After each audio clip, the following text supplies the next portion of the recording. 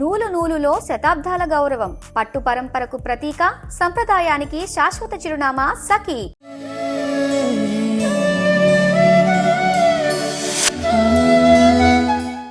నమస్తే, welcome to Suman TV. Jayasimha ఉవాచ. నేను మీ కృష్ణవేణి. విష్ణు ఆలయాలు మన భారతదేశం అంతటా ఉన్నాయి. ముఖ్యంగా తిరుపతి లాంటి క్షేత్రాలు మనకు చాలా ఇష్టము, రెగ్యులర్గా వెళ్తూ ఉంటాం. కానీ మన దేశం బయట అంటే విదేశాల్లో కూడా చాలా ప్రాముఖ్యమైన విష్ణు ఆలయాలు 4 ఉన్నాయి. ఆ 4 చాలా పవర్ఫుల్ విష్ణు ఆలయాలు ఏంటి అనేవి జయసింహ గారి మాటల్లో తెలుసుకుందాం. నమస్కారం జయసింహ. నమస్తే. విదేశాల్లో మన కల్చర్ ఇప్పుడు అంటే అక్కడ తెలుగు వాళ్ళు ఉండడము, కొత్తగా కడుతున్నారు. కానీ మీరు చాలా ఏళ్లుగా అక్కడ చాలా ప్రసిద్ధమైన విశేషమైన పవర్ఫుల్ ఆలయాలు ఉన్నాయి అంటున్నారు కదా, ఏంటవి? అంటే మనకు ఒక అపోహ, అట్లనే మన చరిత్ర పుస్తకాల్లో చెప్పకపోవడం వల్ల మనకు అర్థం కాని విషయం ఏంటంటే, వాస్కో డ గామా సముద్ర మార్గంలో వచ్చి భారతదేశంలో ప్రవేశించిన తర్వాత వరుసగా ఫ్రెంచ్ వాళ్ళు, బ్రిటిష్ వాళ్ళు, పోర్చుగల్ వాళ్ళు వీళ్ళందరూ వచ్చిన తర్వాత మన దేశం బానిసత్వంలోకి వెళ్ళిపోయింది.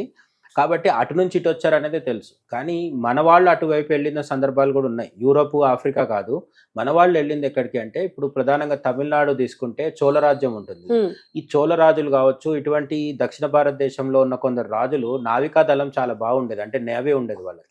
ఆ సముద్రం మీద షిప్స్ వేసుకొని వెళ్ళి తమ రాజ్యాలని స్థాపించిన ఏరియాస్ చాలా ఉన్నాయి. అవేంటి అంటే ఇండోనేషియా, మలేషియా, లేకపోతే సింగపూరు, మరి థాయిలాండ్, ఇవన్నీ. ఇప్పటికీ అక్కడికి వెళ్తే మీకు రాముడు, రామాయణము, బాలీలో అయితే మొత్తం అదే ఉంటుంది. ఇండోనేషియాలో భాగం బాలి ద్వీపం.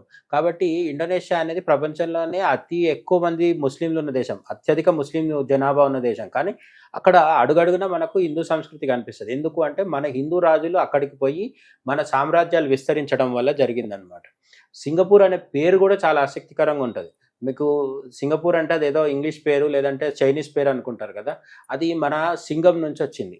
మళ్ళీ ఇది వాట్సాప్ యూనివర్సిటీ అని ట్రోల్ చేసే వాళ్ళు ఉంటారు. నిజం, ఇది హిస్టరీ. ఏంటంటే మన దక్షిణ భారతదేశ రాజులు అక్కడికి వెళ్ళి గమనించినప్పుడు అక్కడ ఒక జంతువు కనిపించింది. వీళ్ళు దాన్ని సింహం అనుకున్నారు, కానీ యాక్చువల్గా అది పులి. కానీ అక్కడ ఆ కాలంలో అక్కడ ఉండే పులులకి, ఇప్పుడు సింగపూర్ అంటే సిటీ కానీ అక్కడ ఉండే పులులకి జూలు ఉండేది, కొద్దిగా జూలు లాంటి ఎంట్రికలు ఉండేవి అనమాట. దాన్ని చూసి పొరబడి వీళ్ళు సింహం అనుకొని దానికి సింగపురం, సింగపూర్ అట్లాంటి పేర్లు పెట్టడం జరిగింది. అది ఇంగ్లీష్లోకి వచ్చిన తర్వాత ఏంటంటే సింగపూర్ అయింది. అది సింహం అనే పదం నుంచి వచ్చింది దానికి. ఆ విధంగా మనకి ఈ సింగపూర్, థాయిలాండ్, ఇండోనేషియా, మలేషియా లాంటి ప్రాంతాల మీద చాలా తీవ్రమైన భారతీయ సంస్కృతి ప్రభావం కనిపిస్తుంది.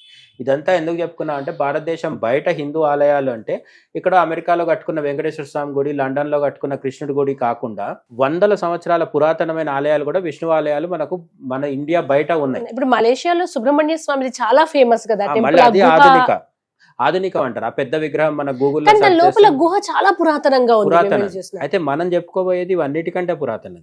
ప్రపంచంలో అతిపెద్ద హిందూ ఆలయం అని చెప్తారు దాన్ని. భారతదేశంలో ఉన్న ఆలయాల కంటే కూడా అది పెద్దది.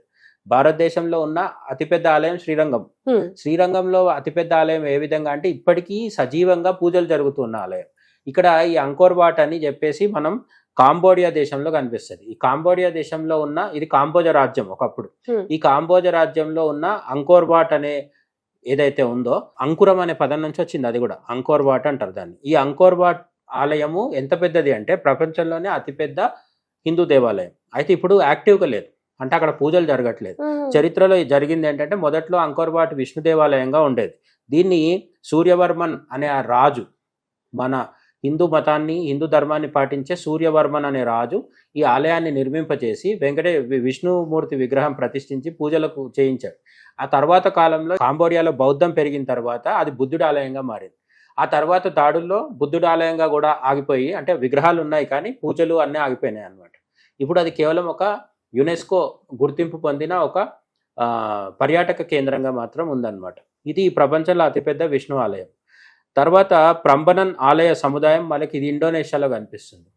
ఇది కూడా అతి పురాతనమైన రాజుల కాలంలో నిర్మించిందే. ఇక్కడ త్రిమూర్తులు ఉంటారు, బ్రహ్మ, విష్ణు, మహేశ్వరులు ఉంటారు. ప్రధాన అర్చామూర్తి మాత్రం విష్ణుమూర్తి అన్నమాట. ఇక్కడ కూడా నిత్య పూజలు ఇప్పుడు జరగట్లేదు. ఇండోనేషియా అనేది ప్రధానమైన హిందూ దేశం కాదు. ఇప్పుడు ముస్లింలు ఎక్కువ ఉంటారు కాబట్టి అక్కడ పూజలు జరగట్లేదు. కానీ ఈ ప్రంబనన్ ఆలయం అనేది చాలా ఫేమస్ ప్రపంచవ్యాప్తంగా. మళ్ళీ శ్రీలంకలో తిరుమాలై కోయిల్ అనే ఒక ఇది ఉంది. ఇది శ్రీలంకలోని త్రికోణమలై మనం ఇప్పుడు శక్తిపీఠం కోసం చెప్తాం కదా, ట్రింకోమలై అంటాం అవును కదా, అవును అక్కడ అమ్మవారి శక్తిపీఠం ఉంటుంది అని చెప్తారు కదా.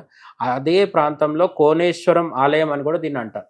ఈ ఆలయంలో కూడా అత్యంత ప్రాచీనమైంది, ఇక్కడ విష్ణుమూర్తికి ఆరాధన జరుగుతూ ఉంటుంది అనమాట. ఇంకా శ్రీ శ్రీ రాధా గోవింద మందిరం యునైటెడ్ స్టేట్స్ అమెరికాలో, ఇది మనం చెప్పుకున్న కొత్తది. ఇది ఆధునిక కాలంలో ఇస్కాన్ వాళ్ళు కట్టినవి. ఇస్కాన్ వాళ్ళది చాలా అంటే ఒక రకంగా వాళ్ళని చాలా మెచ్చుకోవాలి. ఏంటి అంటే, మీకు ఇస్కాన్ ఆలయం ఎక్కడ కనిపిస్తుంది తెలుసా? ప్రపంచంలో అనేక దేశాల్లో కనిపిస్తుంది, రష్యా, అమెరికా, యూకే అన్ని చోట్ల కనిపిస్తుంది. పాకిస్తాన్కి వెళ్తే కూడా కనిపిస్తుంది. వాళ్ళు ఎంత మొండోళ్ళు అంటే నా ఉద్దేశం ఎంత కృష్ణ భక్తిలో ఎంత మునిగిపోయి ఉంటారంటే, బంగ్లాదేశ్, పాకిస్తాన్ అక్కడ కూడా ఇస్కాన్ ఆలయాలు నిర్మించి వాళ్ళు నిర్వహిస్తూ ఉంటారు.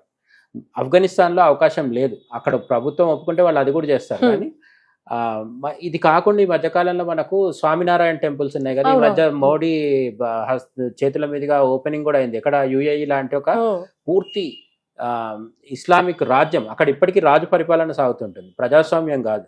అటువంటి చోట కూడా మన వాళ్ళు స్వామినారాయణ టెంపుల్స్ కడుతున్నారు.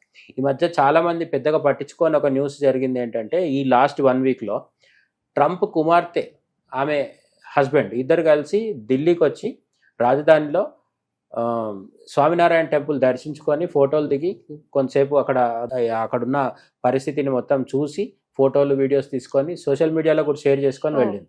అయితే ట్రంప్ కూతురు అంటే అందరు ఇవాంకా అనుకుంటారు కదా, ఈమె ఇవాంకా కాదు, టిఫానీ ట్రంప్ అని చెప్పి ఇంకా చిన్న ఆమె అనమాట. ఇవాంకా కంటే చిన్న ఆమె. ఈమె పెద్దగా న్యూస్లో ఉండరు, కానీ పిహెచ్డి అది చేసి బాగా చదువుకున్నారు అన్నమాట. అమెరికాలో ఇన్ఫ్లుయెన్సర్ ఆమె, బాగా అంటే లోకల్గా బాగా పేరుంది అనమాట. ఆమె కూడా వచ్చి మన టెంపుల్ చూసి వెళ్ళడం జరిగిందన్నమాట. ఇప్పుడు భారతదేశం ఇండియాలో విష్ణు ఆలయాలు కట్టడమే కాదు, పురాతన కాలం నుంచి, వేల సంవత్సరాల నుంచి, అంకోర్ వాట్ నుంచి మొదలు పెడితే, ప్రంబనంద్ ఆలయం నుంచి మొదలు పెడితే, ఇప్పుడు యునైటెడ్ స్టేట్స్లో నేను చెప్పిన రాధా గోవింద మందిరం ఇస్కాన్ వాళ్ళది ఉంటుంది కదా, ఇస్కాన్ ఆలయాలు చాలా అద్భుతమైన మెయింటెనెన్స్ ఉంటుంది. అక్కడికి వెళ్తే అదో లాంటి లోకంలోకి వెళ్ళిపోతాం. వ్యతిరేకించడం, మనం సమర్థించడం పక్కన పెడితే, ఇస్కాన్ వాళ్ళ భజన కార్యక్రమం సమయంలో అక్కడ ఉంటే అదొక అలౌకికమైన అనుభూతి అది. అందుకని చాలామంది ఆఫ్రికా, రష్యా లాంటి దేశాల్లో హిందూ మతంలోకి వస్తూ ఉంటారు వేరే మతాల వాళ్ళు. దానికి కారణం ఏంటంటే, అందులో ఉన్న భజనకు సంబంధించిన ఆకర్షణీయమైన సంస్కృతి, ఆ సాంప్రదాయం అన్నమాట. ఇవి మనకు విదేశాల్లో కనిపించే 5 ప్రముఖ విష్ణు ఆలయాలు. ధన్యవాదాలు. నమస్తే.